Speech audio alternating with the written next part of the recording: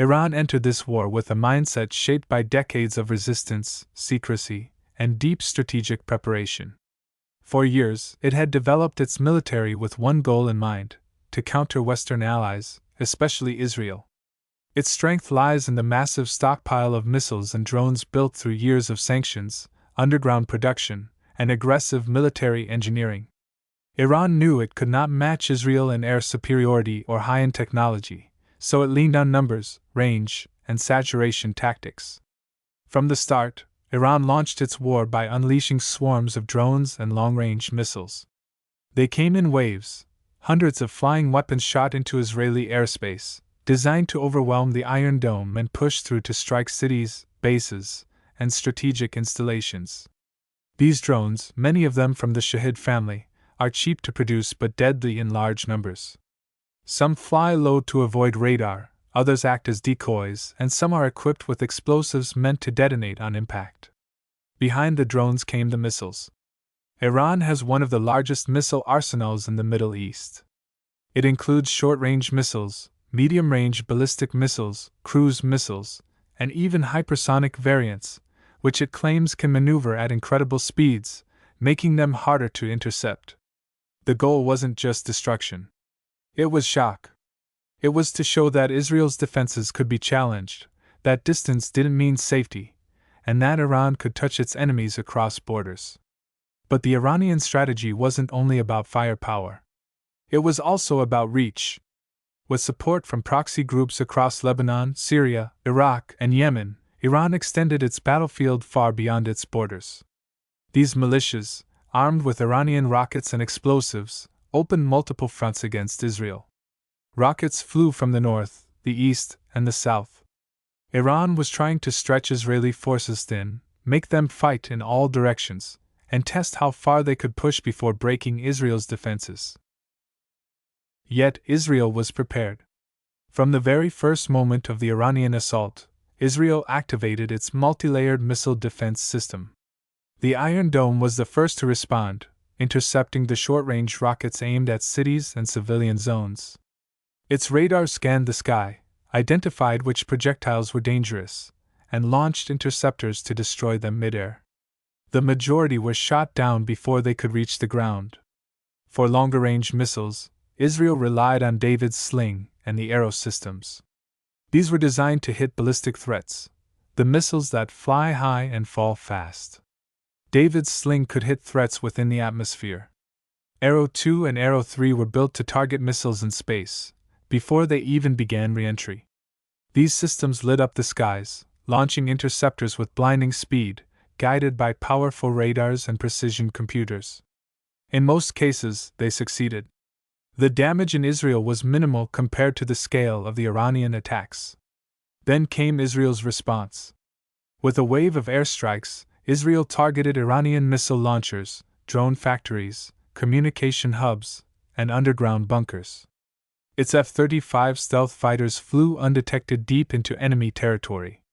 Its F-16s and F-15s provided the bulk of the firepower, each equipped with precision bombs that could strike within meters of a target. Israel didn't just attack military targets in Iran. It also hit weapons depots in Syria, Hezbollah bases in Lebanon, and drone workshops in Iraq and Yemen. The aim was not just to stop the attack, but to eliminate the sources behind it. What made Israel's airstrikes so effective wasn't just the power of the jets, but the accuracy of intelligence. Satellites, drones, and spies on the ground fed real-time information to commanders. Within hours of Iranian launches, Israel had footage, coordinates, and structural maps of the facilities used. The retaliation was fast, targeted, and brutal. It sent a clear message: no launch site would be safe. Still, Iran didn't back down. It launched new waves, some smaller, some larger, changing the types of weapons used. It tested new routes.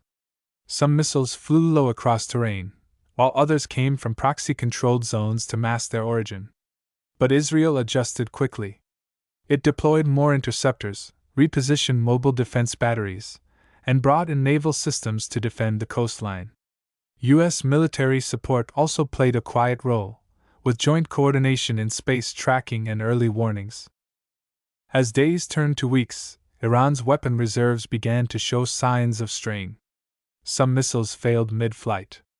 Others lost accuracy.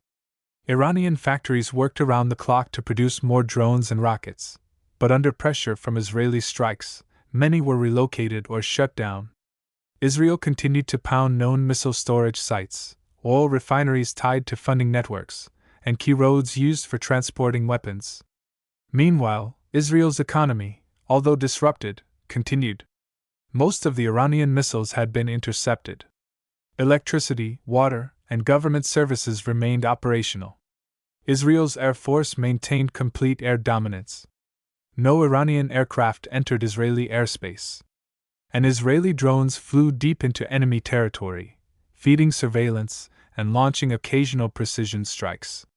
In contrast, Iran's skies remained exposed. Its air defense systems, built around older Russian models and Iranian versions, couldn't stop Israeli jets. Despite efforts to jam signals or deploy decoy radars, Israel's aircraft reached targets almost untouched. This imbalance gave Israel an upper hand. It didn't need to match Iran missile for missile.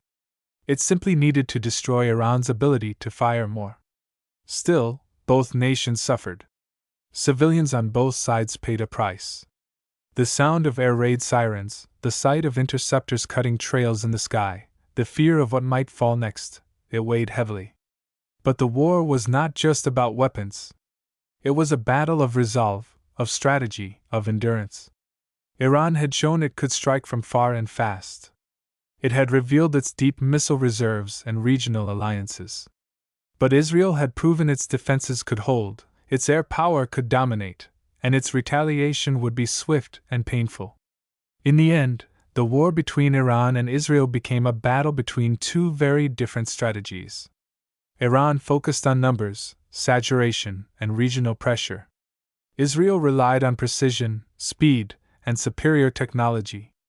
And as the world watched, one thing became clear: modern war is no longer just about how many weapons you have, but how smart, fast, and accurate you are in using them. Thank you for watching. As this conflict unfolds, the world stands at a fragile crossroads between escalation and resolution. Behind every missile, drone, and airstrike are real lives, families, cities, and futures hanging in the balance. Stay informed, stay aware, and remember, in war, it's not only the weapons that define the outcome, but the choices made by those who control them. Until next time, keep watching, keep thinking, and keep praying for peace.